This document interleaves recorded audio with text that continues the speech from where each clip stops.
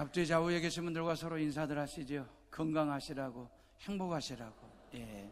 우리 2층에도 인사들 하시고, 우리 사무실에도 인사들 하시고요.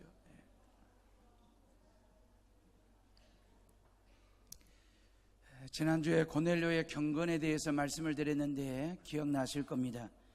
경건이라고 하는 말은 헬라어로 유세베이아, 그러는데 유라고 하는 말은 좋다, 잘한다 그 뜻이고, 세베이아라고 하는 말은 예배, 그 말입니다. 경건이라고 하는 것은 좋은 예배를 드리는 걸 경건, 그렇게 말하는 거예요. 다시 말하면 좋은 예배도 드려야 되지만 예배 드리는 걸 좋아하는 걸 경건한 삶이라고 이야기를 하는 것입니다. 예배라고 하는 것은 억지로 드리거나 마지못해서 드리는 예배가 아니라 자원하는 마음으로 자발적으로 드리는 그 예배를 좋은 예배라고 얘기하잖아요. 좋은 예배라고 하는 게 따로 있겠습니까? 예배 드리는 걸 자체를 즐거워하고 기뻐하고 좋아하는 그 예배가 곧 좋은 예배이지 않을까라는 생각 말입니다. 우리가 좋은 예배를 드리면 좋은 사람이 됩니다. 좋은 사람이 되면 가족 간에 좋아집니다. 성도들 간에 좋아집니다.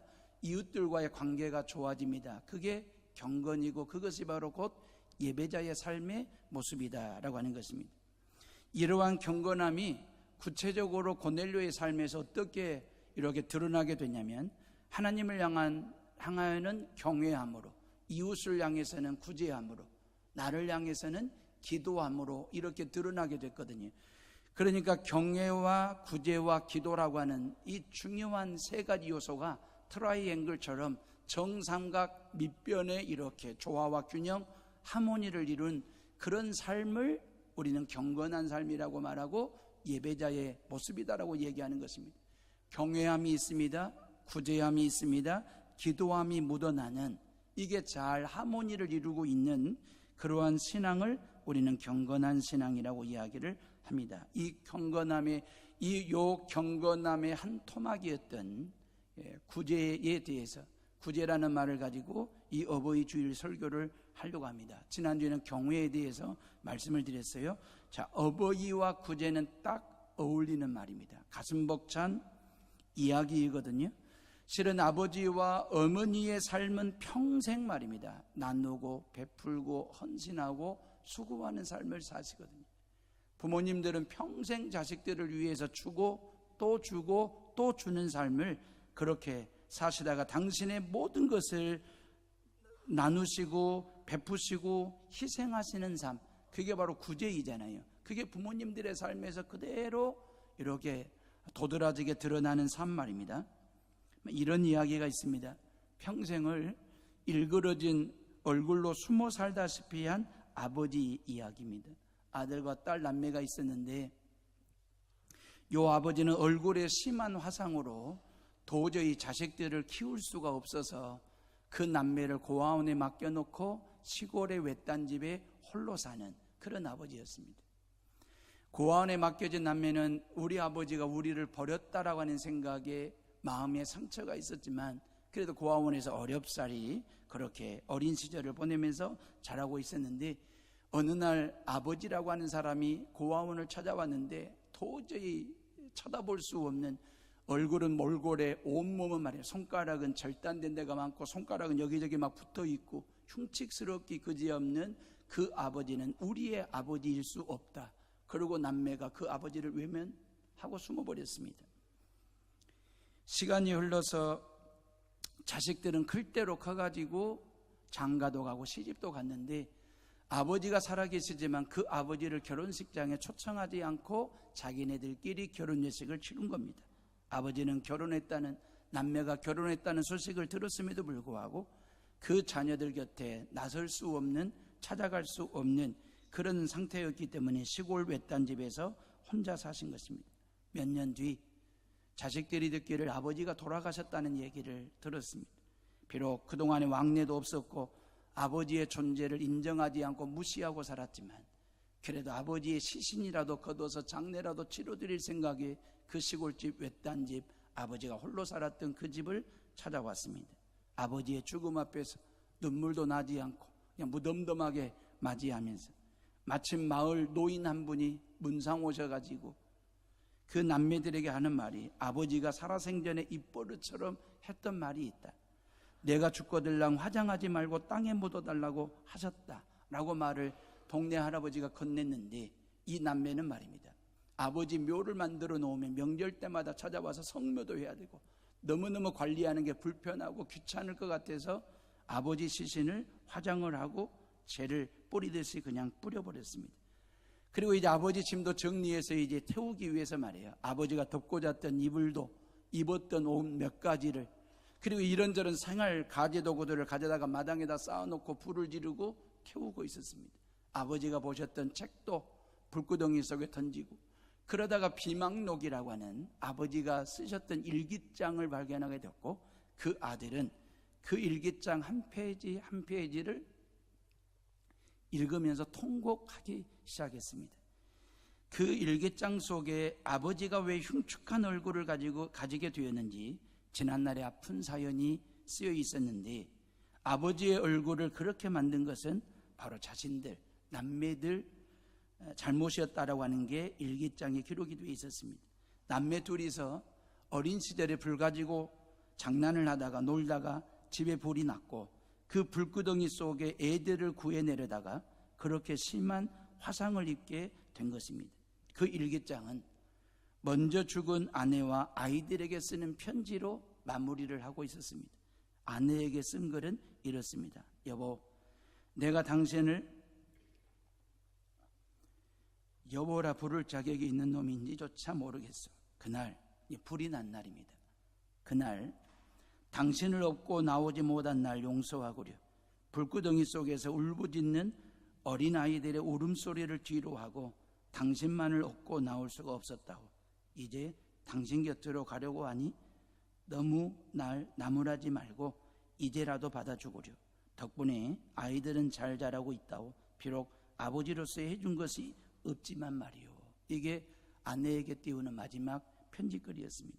그리고 자식들에게 이렇게 썼습니다. 사랑하는 내 아들, 딸에게 평생 너희들에게 아버지 역할도 제대로 못하고 이렇게 집만 되는 삶을 살다가 가는구나. 염치불구하고 한 가지 부탁이 있다. 내가 죽가들랑 절대로 화장은 하지 말아다오. 나는 세상에서 제일 불을 싫어했단다. 평생 밤마다 불에 타는 악몽에 시달리며 지난 30년을 넘게 살았다. 그러니 제발. 이런 내용의 편지였습니다. 뒤늦게 자식들은 후회하며 통곡했지만 아버지는 이미 화장되어 연기로 사라진 뒤였습니다.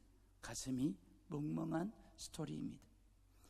이게 부모님들의 삶이고 흔적이지 않습니까? 평생 자식들에게 주다가 마지막에는 목숨까지 아깝지 않게 주시면서 자식들 곁을 떠나시는 분들이 우리의 아버지이고 어머니입니다. 예수님의 삶도 이랬고요. 사랑하는 헤어롬의 식구들이요, 부모는 이런 사람이었습니다. 가족들을 위해서, 자식들을 위해서 기꺼이 희생하시는 분 말입니다. 당신이 죽어서라도 자식들을 살릴 수만 있다면 죽음을 마다하지 않는 사랑 말입니다. 평생을 그렇게 주고 희생하시면서도 자식들에게 보상받으려고 하지 않은 마음 말입니다. 그저 아낌없이 주고 베푸는 것이 당신들이 감당해야 할 몫이려니 생각하시면서 사신 분들, 묵묵히 부모의 갈 길을 가시고 할 일을 다 하신 분들이 부모님들 말입니다. 때로는 자식들이 속상하게 하고 힘들게 해서 마음이 아플지라도 부모의 자리를 뜨지 않고 그 자리를 지키시는 분들이 부모였습니다.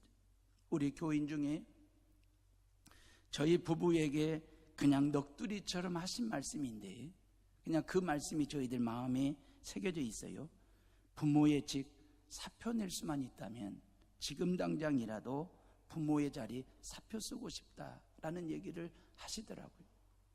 이게 저는 부모의 자리가 힘들고 어렵다는 것은 알았지만 사표까지 쓰고 싶다라고 하는 그 말에 일정 부분 제가 공감을 했습니다. 그분은 그날 그렇게 말씀하셨지만 지금도 부모의 직을 잘 감당하고 계시고요. 그냥 하시는 소리 푸념처럼 그냥 넋두리처럼 하셨지만 지금도 부모의 직을 잘 감당하고 계세요. 예, 부모의 자리를 사표 쓸 부모의 자리를 사표쓸 부모가 어디에 있겠습니까? 그저 이 땅의 모든 부모들은 십자가 지는 심정으로 자식들을 위해서 평생 헌신하고 또 희생하는 것, 이게 바로 구제하는 삶이고 이게 바로 경건이거든요. 고넬료의 경건이나 아버지의 경건, 어머니의 이 경건 말입니다. 유세베이아는 철저한 희생이거든요. 주고 또 주고 주는 나눔의 삶을 사신 것입니다. 예수 그리스도의 경건이 바로 이랬습니다. 십자가 위에서 죄인들을 위하여 처절한 찢김과 그리고 피 흘림을 당하셨으니까 죄인들을 위해서 당신의 모든 살을 천갈래 만갈래 찢을 만큼 찢어서 모든 죄인들에게 건네시면서 이게 내가 너희를 위하여 찢기는 내 살과 같으니 그러면서 건네셨던 그 예수님의 십자가 죽음 말입니다. 십자가 위에서 죄인들의 죄를 깨끗하게 씻고 속량하시기 위하여 십자가 위에서 당신 몸에 있는 피 한 방울 남기지 않고 쥐어짜듯이 다 짜내시고 쏟으시고 흘리셨던 그 예수님의 모습 말입니다. 죄인들을 구원하시고자 하시는, 구제하시고자 하시는 그 예수님의 십자가 사랑 말입니다. 2절에 그가 경건하여 온 지방과 더불어 하나님을 경외하며 백성을 많이 구제하고 하나님께 항상 기도하더니 그랬잖아요. 여기에 그가라고 하는 말을 내가라는 말로 바꿔서 한번 우리 다 같이 2절 한번 내가 경건하여 다 같이 시작.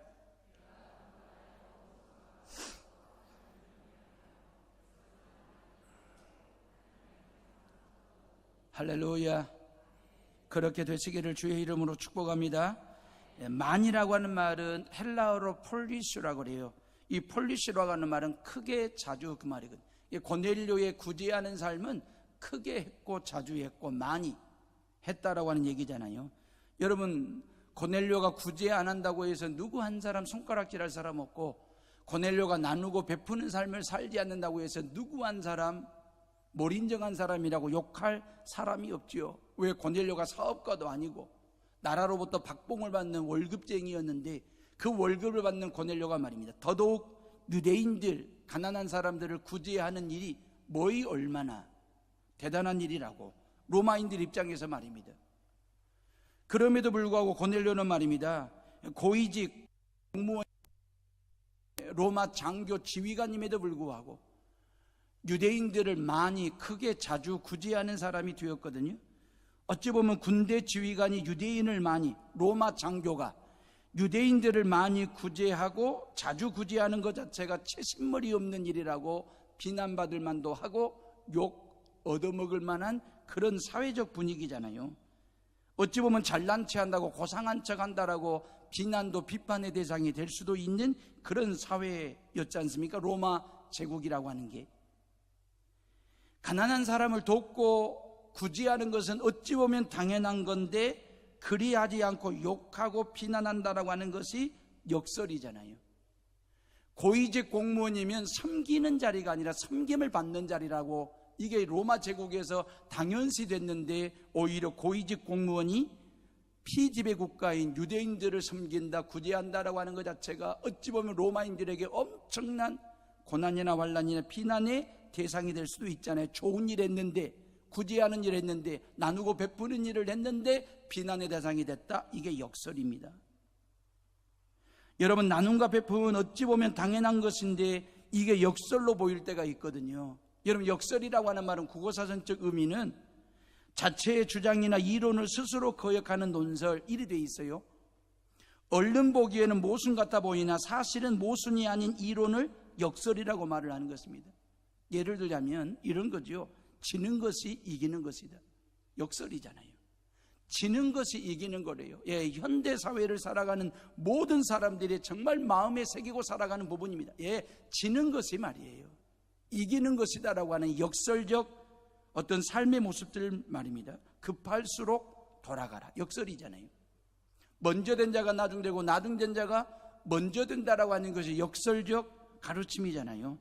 이 말이 안 되는 모순처럼 들리는데 그 모순으로 끝나는 게 아니라 그 말 속에 엄청난 메시지를, 삶의 교훈을 던져주는 것이 역설적 진리가 되는 거예요. 성경 구절 하나를 읽어드릴게요. 누가복음 6장 38절에 보면 주라 그리하면 너희에게 줄 것이니 곧 후이되어 누르고 흔들어 넘치도록 너희에게 안겨주리라 그랬어요. 줘, 그 말이에요. 주면 내가 채워줄게, 그 말이거든요. 여러분, 줬으면 내게는 마이너스가 되는 거잖아요. 주는 순간 내게는 없어지는 거잖아요. 그럼에도 불구하고 예수님은 너에게 흔들어 넘치도록 부어주시고 채워주시겠다라고 하는 그 역설적 약속 말이에요. 이게 얼마나 귀하고도 복된 일인지. 내 것을 주는 순간 나는 하나님의 것을 받는다는 것입니다. 좋은 예배는 언제 시작되는 줄 아십니까? 내 것을 줄 때부터 좋은 예배가 시작되는 것입니다. 좋은 예배가 언제 끝나는 줄 아십니까? 하나님의 것을 내가 챙겼을 때 좋은 예배는 그렇게 끝나는 것입니다. 여러분, 경건한 삶이라고 하는 게 뭡니까? 좋은 예배를 드리고 예배자로 산다라고 하는 것이 뭡니까? 그것은 내 것을 남에게 주고 하나님의 것을 챙겨가지고 사는 게 경건한 삶이고, 그게 진정한 예배자의 삶인 것입니다. 내 것을 주라고 할 때 우리는 흔히 물질로 생각할 때가 많아요. 돈으로 결부시킬 때가 많아요. 내 것을 주는 것이 돈이고 물질이라고 생각하니까 주고 싶어도 아까워서 못 주는 것이거든요.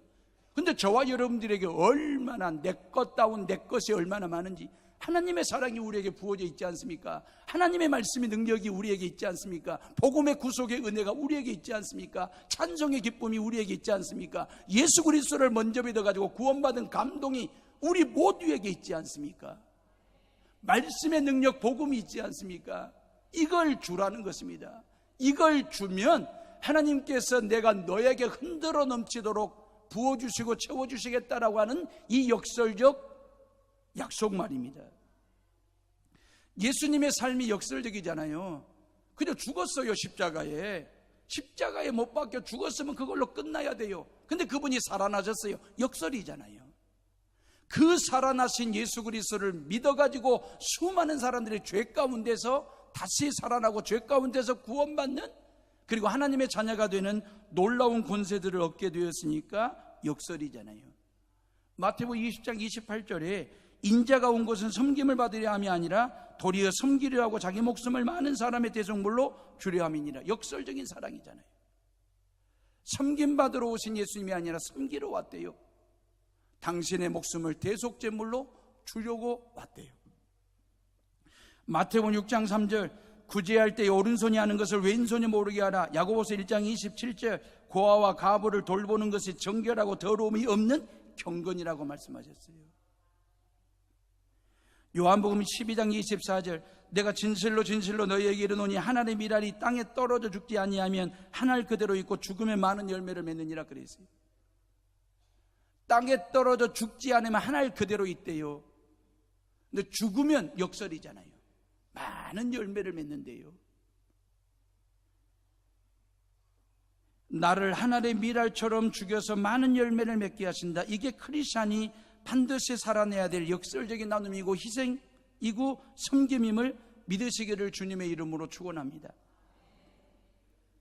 사랑하는 해오름의 식구들이여, 부모님들은 모든 것을 주는 삶을 살잖아요. 평생 그렇게 주고도 사시면서도 행복해하세요. 기뻐하세요. 보람을 느끼세요. 그래서 이걸 역설이라고 말을 하는 거예요.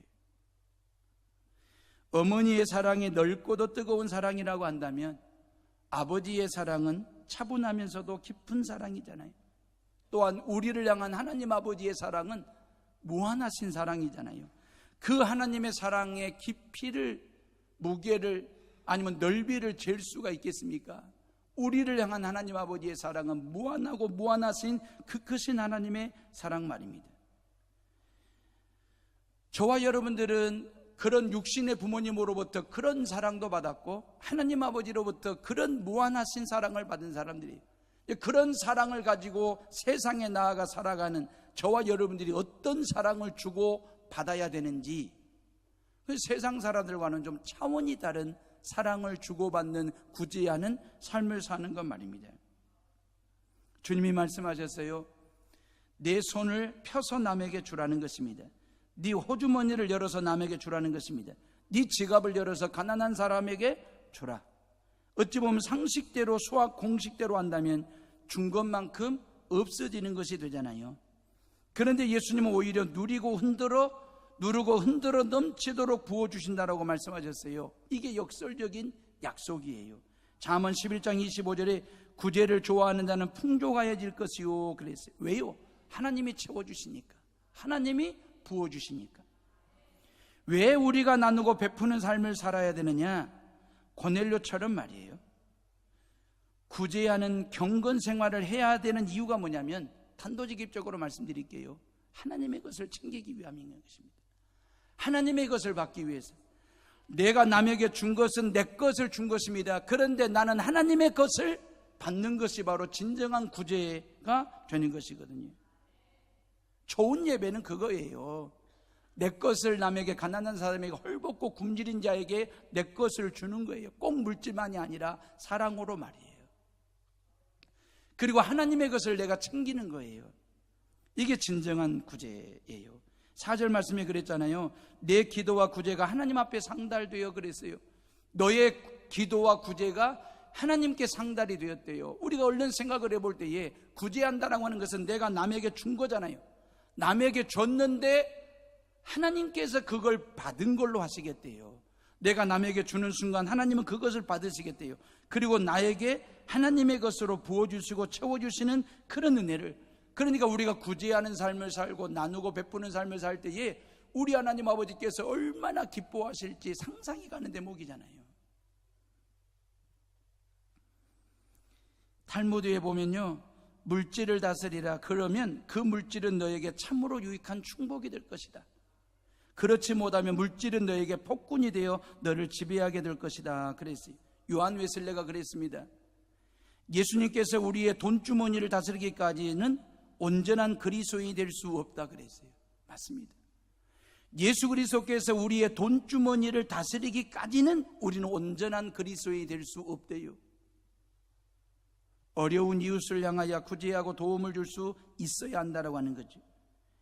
작년 6월부터 올해 4월까지 한 10개월 동안 세가족으로 등록하신 분들이 꽤 많습니다. 근데 그분들의 반응 중에 하나가 뭐냐면, 해오름 교회를 다녀보니 좀 의아스러운 일들이 많다는 거예요. 보통의 교회들에서 보지 못하는 일들이, 좀 의아스러운 일들이 교회 안에 있다는 거예요. 연초에 쌀과자 만드는 일을 보면서 우와, 이게 뭐야 도대체. 여기에서부터 이제 이게 좀 색다른 좀 교회 모습 말입니다. 놀라움을 표하고요. 또 선교사님들에게 선물꾸러미, 올해도 52개 나라 52가정 선교사님들에게 선물꾸러미 만들어가지고 보내는 그런 프로그램들을 보면서, 아, 선교는 이런 식으로도 하는 거구나 라고 하는 색다른 어떤 의아스러움을 느낀다는 거예요. 그리고 또 하나 의아스러운 것은 전 교인들이 회축약을 동시에 복용하는 이런 프로그램도 지금까지 예수님 믿으면서 경험하지 못했던 색다름이 해오름 교회 안에 있다는 거예요. 그냥 교회는 구약 주고 신약을 주면 되는데 회축약도 주는지는 해오름 교회에 와가지고 알았다는 거예요. 이 가정의 달에 마음 같아서는요, 여러분들 모두에게 보약 한 첩씩 지어서 이렇게 해드리고 싶은데, 마음은 꿀떡 같은데 보약까지는 아니지만 보약 못지않게 좋은 회축약이라도 드리고 싶어서 해년마다 선물로 드리는 거예요. 이게 한 20년 정도 해왔던 사역입니다. 시작하게 된 배경은 농촌 목회할 때 말이에요. 동네 사람들에게 뭔가를 드리고 싶은데, 나누고 싶은데 뭘 드릴까, 뭘 드릴 수 있을까 고민하면서 기도하다가 하나님이 주신 아이디어였습니다. 제가 고흥에서 농촌 목회할 때 논두렁 타고 다니면서 쿨피스를 따라 드렸어요. 토방에 걸터 앉으면 콩을 깠어요. 마루에 걸터 앉으면 서로 마주보고 앉아서 고추를 따듬었어요. 그리고 외양간에 두엄 내면서 그렇게 아들처럼 딸처럼 동네 사람들과 함께 더불어 살아가는 그런 농촌 목회를 했어요. 10년 동안. 그러다가 어버이날에 동네를 들어갔는데 동네가 한산한 거예요. 늘 사람들로 북적거리던 동네 회관도 사람들이 없어요. 왜 동네가 이런 분위기지? 어버이날? 다른 동네 분위기도 똑같고. 근데 동네 몇몇 분들 어르신들이 돌아다니시는데 왼쪽 가슴에 카네이션을 달았다는 게 공통점이었어요. 그리고 이제 몇몇 집을 방문해 봤더니, 집으로 들어가 봤더니 왼쪽 가슴에 카네이션이 없는 거예요. 그러니까 가슴에다가 카네이션 다신 어르신들은 자녀들이 왔다 갔다 하는 거잖아요. 어버이날에 자녀들이 왔다 갔다 하기 때문에 그 자녀들 자랑 겸 당당하게 가슴에다가 카네이션을 달고 동네 골목을 활보를 하는데, 이 자식들이 왔다 가지 못한 할아버지 할머니들은 방콕 가시는 거예요. 왜? 자식놈들 욕먹일까 봐. 어버이날인데도 고향 부모님들 찾아뵙지 않았다고 자식들 불효자식이라고 욕먹일까 봐 부모님들이 어버이날 방콕하고 계시는 거예요. 마음이 안타까웠어요. 그 다음에 어버이날이 다가올 때 5개 부락 말입니다. 5개 부락 350세대에 이제 교인들을 풀었어요. 중고등부 학생들을 보냈어요. 집집마다 가가오 방문해서 어르신들 가슴에 카네이션 달아드리기, 카네이션 달아드리기 캠페인을 한 거예요. 그러고 이제 그러면서 그 다음에 계속 이 일을 해오면서 카네이션만 달아드리는 게 너무 약소한 것 같아서 뭘 더 드릴 게 뭐 있을까? 그러다가 하나님이 아이디어로 주신 것이 이 회충약이었어요. 구충제를 드리는, 카네이션 달아드리고 입 벌리라 하시고 넣어드리고 물 따라드리고, 그렇게 해서 회충약을 드렸어요. 실은 5개 부락 350세대 이 700개 정도 준비한다는 게 시골교회 재정으로는 적지 않은 돈이었거든요. 재정이 빠듯했고, 저희 가정도 생활비가 부족해서 10년 동안 참 가난하게 살았거든요. 궁여지책으로 개를 키워가지고 개 한 2-3마리 정도를 사택에서 키워가지고 정말 급전이 필요하고 생활비가 필요할 때에 개장사 아저씨를 불러다가 팔았어요. 그럼 개장사가 와가지고 보면 아직 덜 컸거든요. 더 키워야 제값을 주겠거든요. 근데 임 전사님 더 키우시죠. 그러면 제가 그냥 싸게 가져가세요. 그래요. 싸게 가져가세요. 그러면 개장사 아저씨가 알아요. 마른교회 임 전사가 돈이 생활비가 필요한가 보다. 그리고 개값에다가 돈 10,000원을 더 얹어서 줘요. 그러면 그 돈 10,000원 얹어준 것이 그렇게 고마운 거예요. 그래서 20년이 지났는데도 그 개장사 이름을 제가 잊어버리지 않아요. 이경우 씨라고. 이경우 씨. 이 씨들이 참 좋습니다. 이경우 씨. 근데 그렇게 이제 생활을 했고, 지금은 제가 이제 하나님의 은혜로 호사를 누리면서 목회를 여러분들과 함께 지금 하고 있는 거잖아요. 5개 보락 동네 어르신들 섬기고는 싶은데 카네이션 값도 없고 회충약 살 돈도 없고 동네 애들 장학금 줄 돈도 없으면 제가 미역 공장 인부 실어 나르는 알바를 뛰어요. 봉고차 가지고 순천서 벌교 넘어 동강까지 미역 공장 인부들 실어 나르는 알바를 아침마다 해요. 그래가지고 돈을 벌어요. 알바비를 벌어가지고 그렇게 지역민들을 섬길 수 있는 그런 돈들을 충당을 했어요. 가난한 농촌교회였지만 결코 가난하게 살지 않으려고 애를 썼어요. 그게 나눔이고 베품이었어요. 받는 것보다 주는 것이 더 기쁘고 행복하다라고 하는 것을 농촌 목회를 하면서 배웠어요. 진짜 받는 것보다 주는 것이 얼마나 기쁘고 즐거운 일인지. 우리가 큰 것을 주려고 하면 작은 것 주는 기쁨을 놓칠 때가 많아요.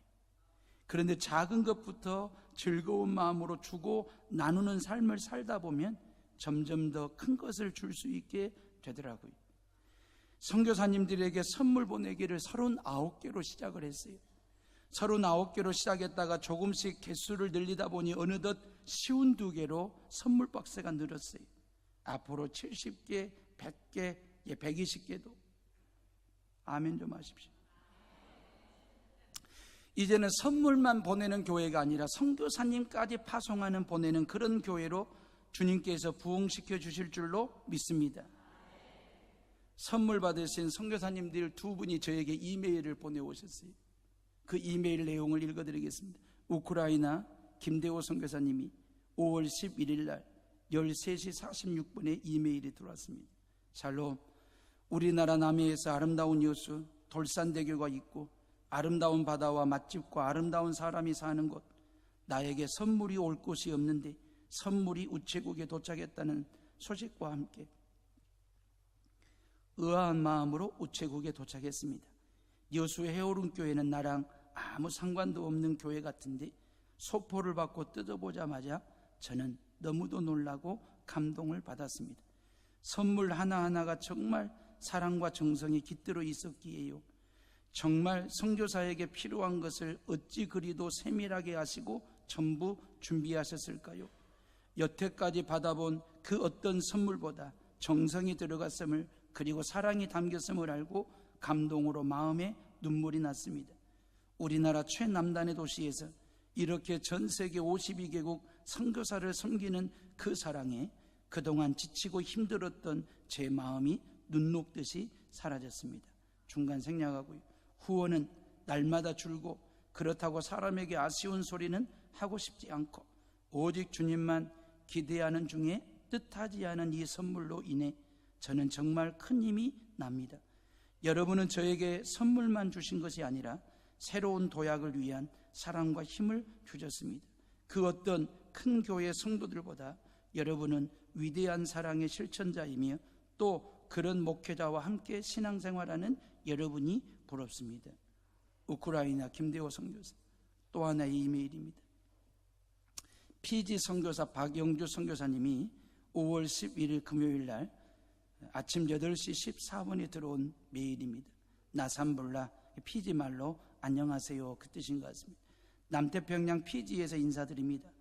해오름교회에서 보내주신 푸짐한 선물 보따리를 풀어놓고서 저희 부부는 입이 떡 벌어지면서 가슴이 먹먹해졌습니다. 주님 안에서 보배롭고 귀한 두 가정의 감사 인사를 먼저 드립니다. 너무나 다양한 많은 물품들을 종류별로 묶음하시면서 얼마나 정성과 사랑을 담으셨을지 그림이 그려졌습니다. 하나하나 꺼내보면서 탄성이 끊이지 않게 하셨어요. 보물찾기 하는 것처럼 즐거움이 컸습니다. 사랑을 음미하며 잘 사용하겠습니다. 우선은요, 그대로 다 펼쳐놓고 며칠을 보면서 삶맛을 만끽하며 지내려고 합니다. 오랫동안 위로도 누리면서요, 용기와 힘을 얻을 수 있게 하셨습니다. 이곳 피지는 항공우편료가 제일 비싼 지역이라서 감히 소포 보낼 엄두를 내지 않는 지역이 되어버렸습니다. 저희가 선교사로서 23년을 이곳에서 지내면서 이제는 서서히 잊혀져가는 존재이기에 이렇게 큰 박스의 선물은 받기도 미안할 정도이지요.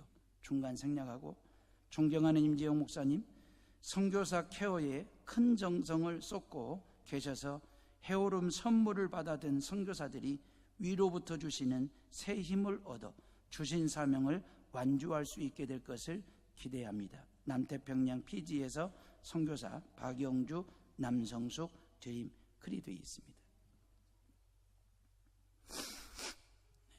로마 제국이 멸망했던 원인 중에 하나가 가정의 붕괴였습니다. 가정의 붕괴는 곧 나라의 붕괴로 이어진다는 게 역사의 교훈입니다. 당시 로마는 술 취함과 방탕과 타락으로 가정이 무너져가고 있었어요. 백부장 고넬료도 그걸 로마에서 확인하고 그러면서 가정 붕괴 현상을 보면서 어떻게 하면 가정의 붕괴를 막을 수 있을까를 고민하다가 가이사라, 유대 땅 가이사라에 파견 근무하러 왔다가 유대인 가정을 들여다보게 된 거죠. 유대 나라는 이미 붕괴됐잖아요. 로마 제국에 의해서 철저하게 짓밟힘을 당한 그 유대 나라가 이미 붕괴되어 있는데 유대 가정은 든든히 서 있는 것을 본 것입니다. 나라를 잃어버렸고 절대적 빈곤으로 허덕이는 삶을 사는데도 가정의 가정됨을 굳굳하게 지켜나가는 유대인 가정을 들여다보면서 그 이유가 뭘까 하고 들여다봤더니 그 가정 안에 하나님을 믿는 믿음이 있더라는 것입니다. 하나님께서 가정을 가정되게 하고 가족을 가족되게 하는 든든한 버팀목으로 계신다라고 하는 것을 고넬료가 유대인 가정을 통해서 들여다보게 됐고, 이 엄청난 핍박과 어려움에도 불구하고 로마 장교가 유대인들이 믿는 하나님을 믿는다라고 하는 것 자체가 엄청난 핍박이 있음에도 불구하고 고넬료는 하나님을 믿는 경건 생활을 한 것이고, 유대인들을 구제하는 일들과 그들을 위해서 항상 기도하는 일을 열심을 다한 것입니다. 그 결과로 하나님께서 고넬료의 가정을 기억하시고 축복해 주셨다라고 하는 것입니다. 부디 고넬료의 가정처럼 온 지방과 더불어 하나님을 경외하는 가정 되시기를 주님의 이름으로 축원합니다. 여러분들의 가정 안에 온 식구들이 하나님을 경외하고 이웃을 구제하고 나를 위해서 기도하는 일에 열심을 다하는 그런 경건 생활을 통해서 여러분들의 가정이 하나님이 기억하고 믿어온 가정이 다 되시기를 주님의 이름으로 축원합니다. 축복합니다. 우리 시간 조용히 묵상하며 기도하겠습니다.